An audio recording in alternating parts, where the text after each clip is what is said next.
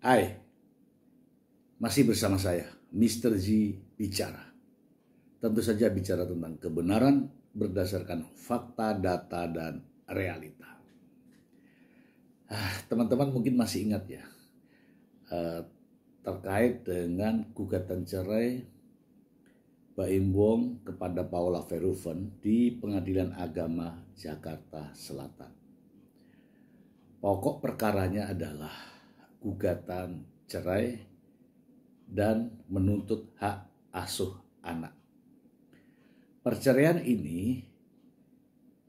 Gugatan perceraian ini diduga tuduhan perselingkuhan yang dilakukan oleh Paula Verhoeven dengan seorang pria yang bernama Niko Surya. Titik. Sampai di situ persoalannya. Nah, sidang ya sudah berlangsung ya kira-kira Oktober, November, Desember sampai sekarang ini Januari. Sudah memakan waktu sekian lama, menyita perhatian publik, menyita perhatian kita ya terhadap persoalan ini.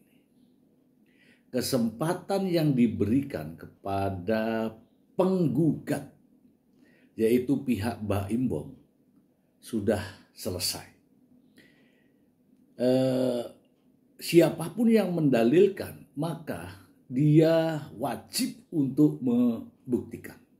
Dalam sidang pembuktian kemarin kita sudah pernah dengarkan, kita sudah pernah ulas bahwa tak satu pun bukti yang diajukan, yaitu sebanyak 83 bukti, 12 saksi dan 3 ahli tidak membuktikan bahwa Paula Verhoeven selingkuh. Namun sang pengacara Baim Wong, Fahmi Bahmid, ya seperti biasa secara membabi buta, hiperbola, kejadian itu seolah-olah ada. Bahkan saking paniknya, tidak ada bukti perselingkuhan, maka pembuktian dialihkan dengan cara adanya trauma anak kepada ibunya. Namun lagi-lagi itu juga dipatahkan. Saya mempunyai beberapa rangkuman ya atas perjalanan peristiwa ini. Sebelumnya mari kita simak terlebih dahulu ahli hukum pengacara kondang Hotman Paris Hutapea. Berikut ini. Alasan perselingkuhan itu nggak cukup kalau hanya sekedar diduga pergi jalan bersama, diduga pergi nonton bersama, itu tidak bisa alasan perselingkuhan. Perselingkuhan itu harus terbukti ada niat melakukan hubungan intim. Kalau cuma percakapan juga belum. Iya kan ada sosok N yang diduga karyawannya selingkuh. Ya kalau percakapan aku ini bisa merayu cewek bisa 100 orang sehari. Halo, I miss you, ketemu yuk, apa itu perselingkuhan? Enggak kan? Ini kita bicara hukum loh. Harusnya kalau pintar si suami, harusnya itu dipakai sebagai alasan pertengkaran terus menerus. Menurut kan di undang-undang itu kan alasan perceraian kan pertengkaran terus menerus. Itu dipakai sebagai alasan. Tapi itu cukup. Apakah Paula nantinya bisa menuntut balik atas pencemaran nama baik Bang? Kalau memang tidak terbukti bisa buka balik pencemaran nama baik. Saya sependapat dengan apa yang disampaikan oleh Hotman Paris Hutapea. Kalau perselingkuhan itu harus ada istilah hubungan seksual dan minimal harus masuk kamar, kemudian ya pokoknya terjadi aktivitas seksual. Ini kalau di Indonesia namanya zina, hukumnya zina. Namun faktanya dalam pembuktian itu semua tidak ada. Mari kita dengarkan. Saya sempat wawancara dengan seorang ustadz, Muhrifki Zulkifli. Beliau adalah seorang ahli agama dan memiliki pendidikan yang sangat luar biasa terkait dengan masalah-masalah keagamaan. Mari kita dengarkan bersama berikut ini.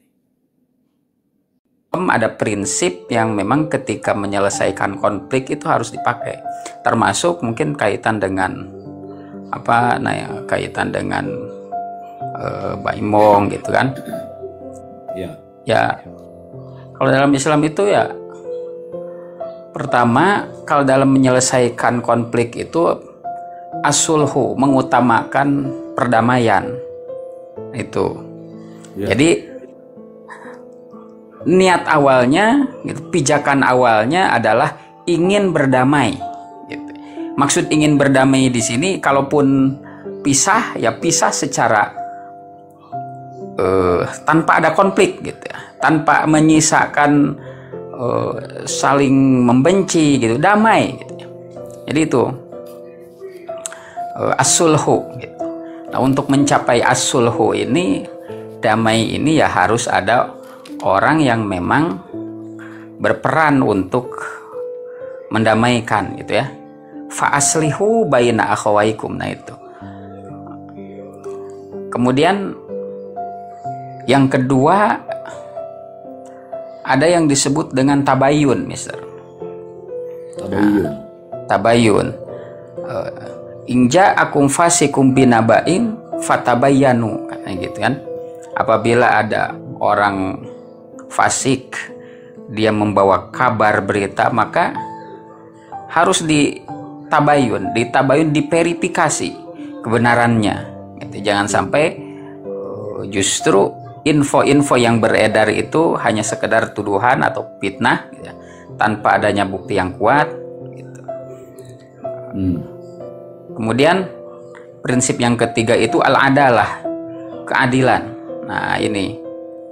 Gitu. Jadi setiap pihak itu punya hak yang sama. Setiap pihak itu punya hak yang sama untuk mendapatkan keadilan. Kemudian juga yang terakhir itu tanggung jawab masing-masing, gitu. Tanggung jawab masing-masing. Kalau misalkan dan jauh sebelum peristiwa ini ada,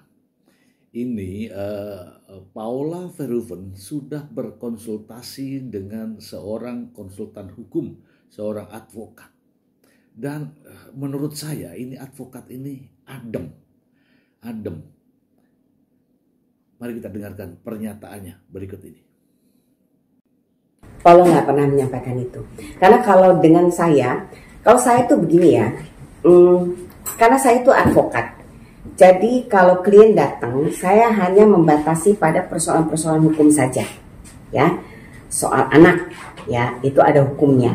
Saya harus mendudukkan persoalan hukumnya begini, gitu. Terus soal yang lain-lain saya nggak ikut, karena itu bukan masalah hukum. Jadi kalau tidak ada masalah hukumnya, saya tidak sentuh itu, gitu. Karena itu kan subjektivitas orang masing-masing, ya. Semua punya cara menilai pasangannya masing-masing, dan saya masih ada lagi. Ini adalah pernyataan seorang ahli hukum, seorang ibu rumah tangga, seorang aktivis.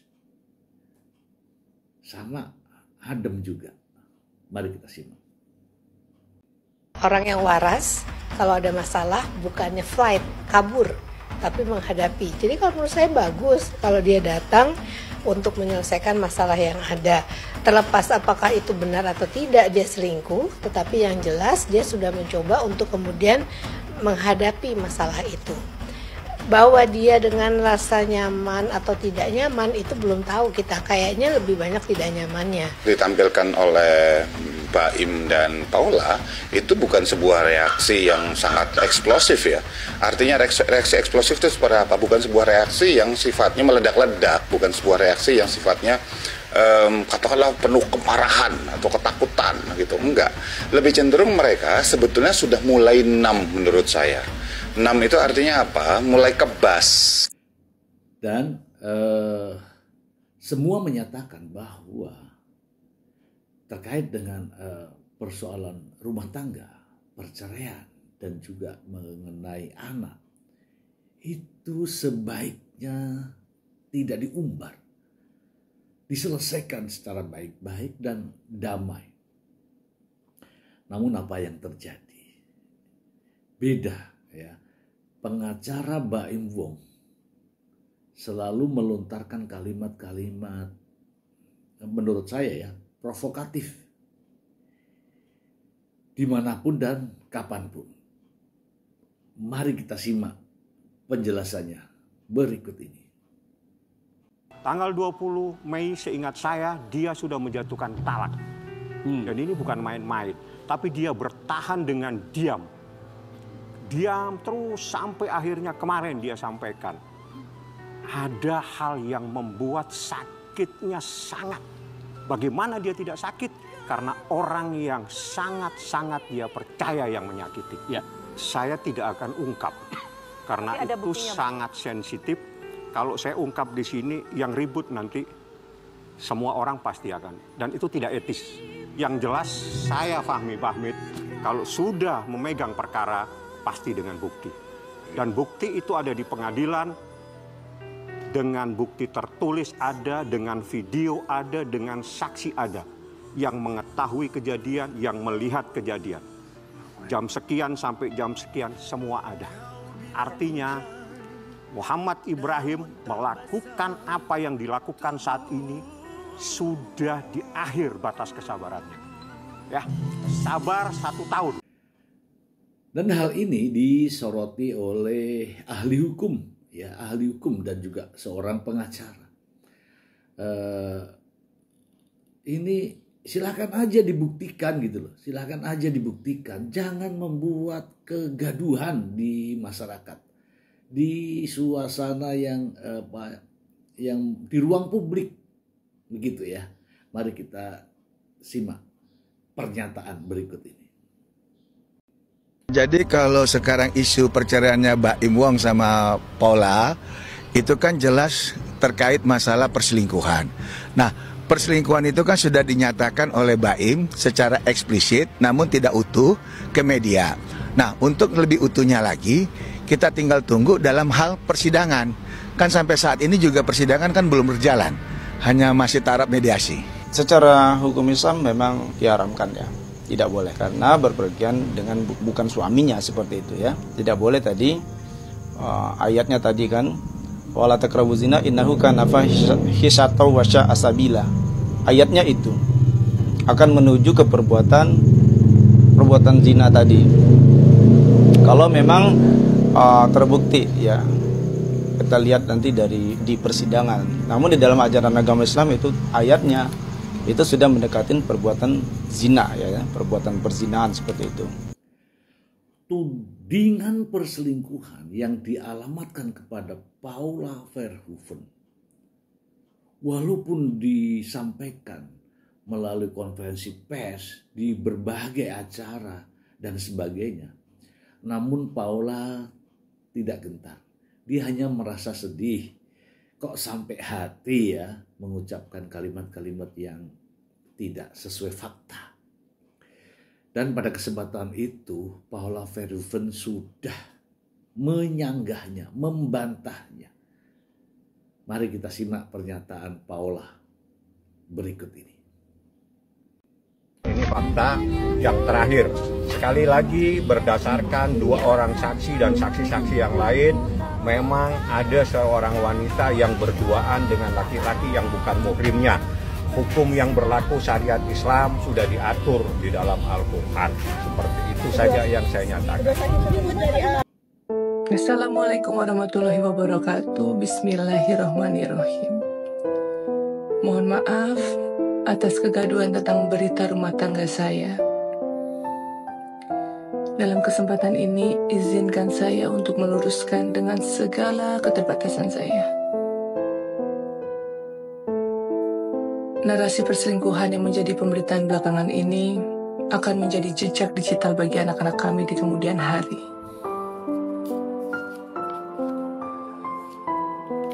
Selama masa pernikahan sebagai istri, saya sangat paham.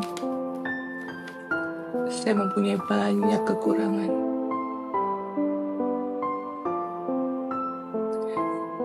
Namun dalam kesempatan ini, saya ingin meluruskan bahwa berita perselingkuhan itu tidak benar.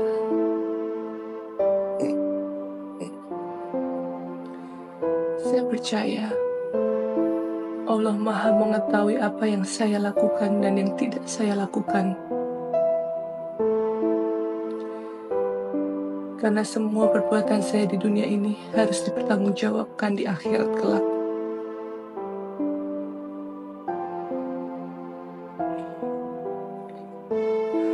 Saat ini bukanlah tahap yang mudah untuk kami, saya dan juga anak-anak. Oleh karena itu, dengan segala kerendahan hati, mohon doanya.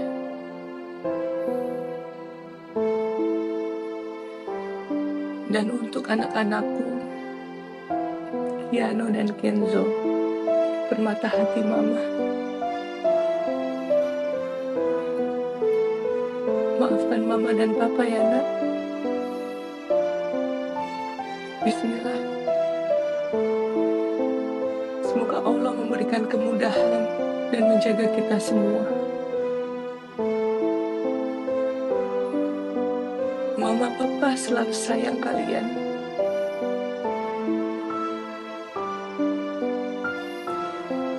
Wassalamualaikum warahmatullahi wabarakatuh. Perjalanan gugatan cerai ini tidak wajar. Kenapa saya katakan tidak wajar?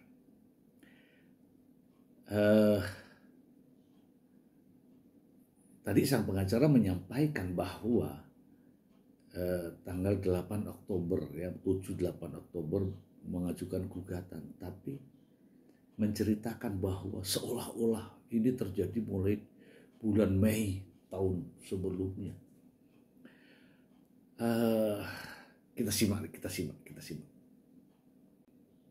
Tanggal 20 Mei seingat saya dia sudah menjatuhkan talak. Dan ini bukan main-main, tapi dia bertahan dengan diam. Diam terus sampai akhirnya kemarin dia sampaikan. Ada hal yang membuat sakitnya sangat. Bagaimana dia tidak sakit? Karena orang yang sangat-sangat dia percaya yang menyakiti. Ya. Saya tidak akan ungkap karena itu sangat sensitif.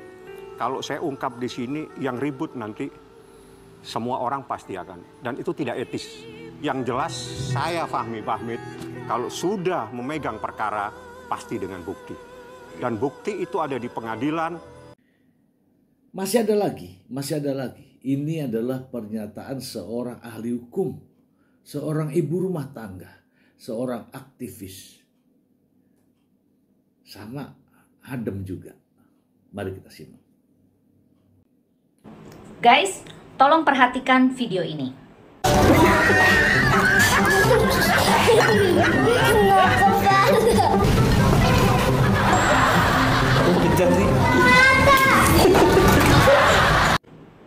Nah, itu dia guys.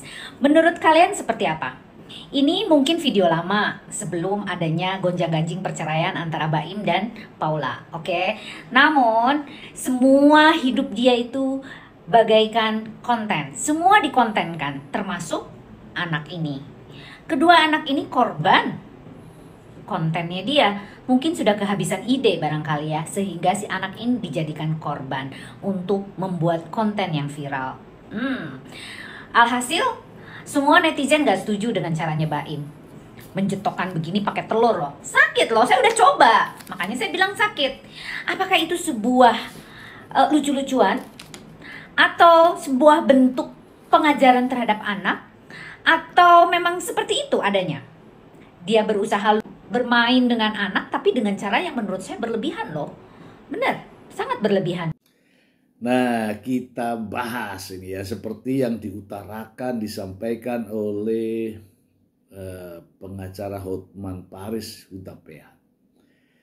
Kalau ingin bercerai seharusnya jangan nuduh selingkuh. Walaupun misalnya nih, ya mungkin nggak bisa dibuktikan.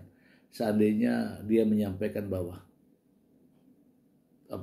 persoalannya itu perselisihan yang berlarut-larut sudah selesai. Karena ini tudingan perselingkuhan, maka siapapun yang mendalilkan wajib membuktikan. Nah, disinilah kerepotannya. Untuk membuktikan perselingkuhan itu tidak mudah. Harus benar-benar melihat, mendengar adanya aktivitas seksual, hubungan seksual. Itu masalahnya. Dan sampai detik ini, tidak ada itu.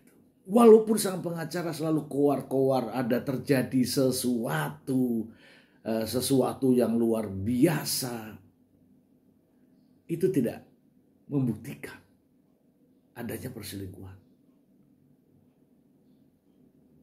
Jadi sampai saat ini belum ada bukti apapun terkait dengan perselingkuhan kecuali ocehannya sang pengacara. Itu saja. Kita melihat semuanya bahwa saksi-saksi sudah dihadirkan. Saksi, katanya saksi fakta, saksi mata, saksi ahli, semuanya. Ya kita lihat ya, ada Tengku Zaki yang katanya saksi gembok di atas saksi kunci. Lewat. Ada keluarganya Baim Wong. Ada ART-nya Baim Wong. Ada karyawannya Baim Wong. Ada orang-orang lain yang masih terkait dengan Baim Wong. Semuanya tidak ada. Kemudian ditambah dengan saksi ahli. Saya berpikir bahwa ini ahli perselingkuhan. Ternyata ahli psikologi anak. Ahli psikologi anak, apa hubungannya dengan kasus perselingkuhan? Tidak ada. Kemudian belakangan membuat isu adanya trauma. Apa tujuannya? Tujuannya adalah untuk mendapatkan hak asuh anak. Saya katakan begini. Tidak usah cari yang lain-lain. Tidak usah tambah bukti macam-macam.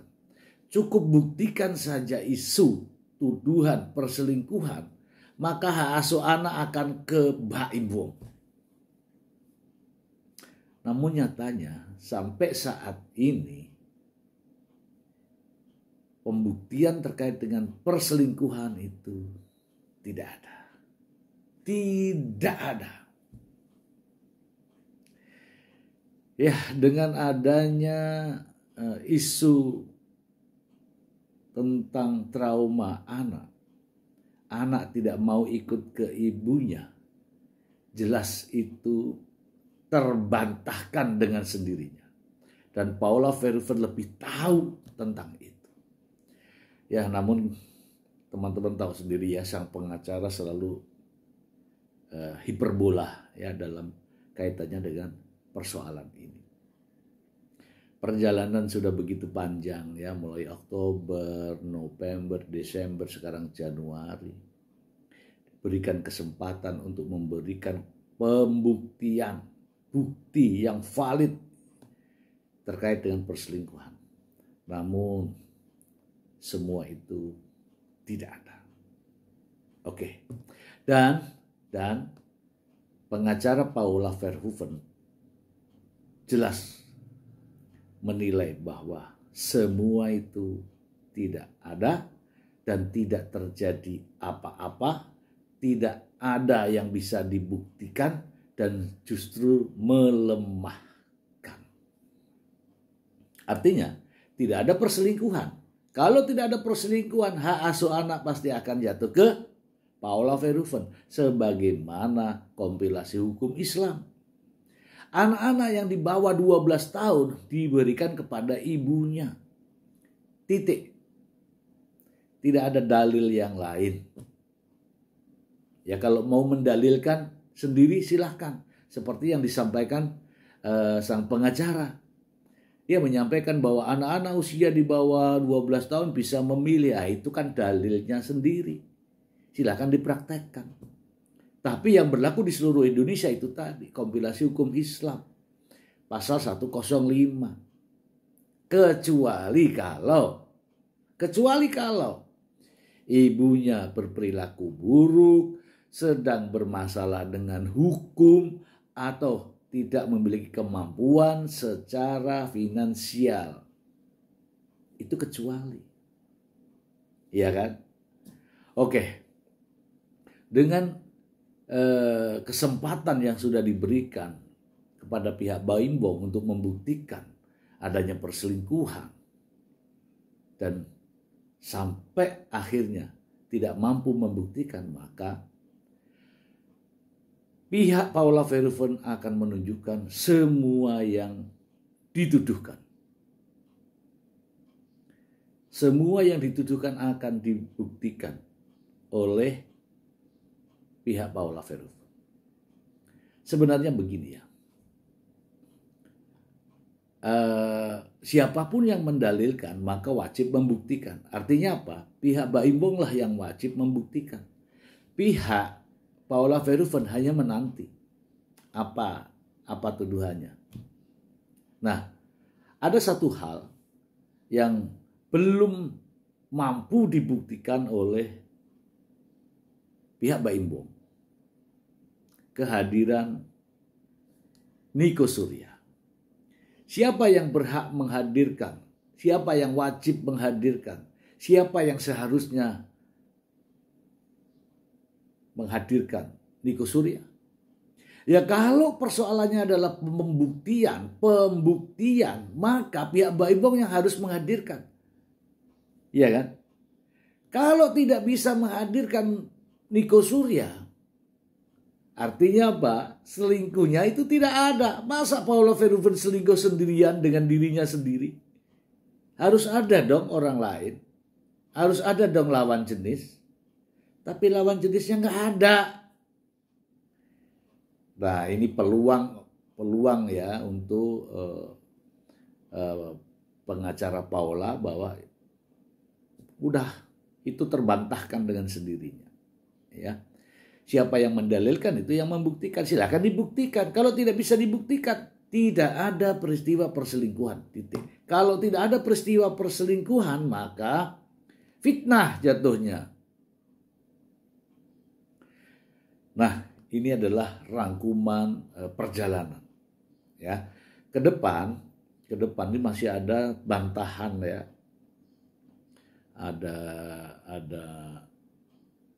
Ada bantahan dari pihak Paula Verhoeven. Kemudian baru akan mengambil kesimpulan hakim ya. Kemudian akan mengambil keputusan.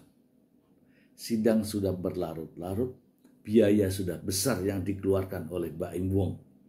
Ya terutama terkait dengan perjalanan sidang ini. Yakin Baim Wong mengeluarkan biaya yang besar. Bahkan tambah besar karena banyak konferensi pers yang dilakukan. Itu ada nilainya. Oke, namun semua itu akan sia-sia. Dan saya meyakini ya, ini rangkaian perjalanan ini, saya meyakini bahwa perselingkuhan tidak ada. Hakim menilai bahwa trauma anak kepada ibunya pun tidak ada, itu hanya mengada-ngada. Itu adalah cara-cara yang tidak jantan, ya, cara-cara yang tidak cerdas untuk mengklaim bahwa dirinya lah yang berhak untuk mendapatkan hak asuh anak. Dan hakim akan mengambil keputusan. Yakin seyakin-yakinnya keputusan itu cerai-cerai, anak akan ke Paula Verhoeven dan perselingkuhan dinyatakan tidak dapat dibuktikan. Apalagi ya? Ya sejauh ini itu sih yang bisa saya gambarkan. Karena saya mencatat semuanya. Semoga bermanfaat untuk kita semua. Terima kasih.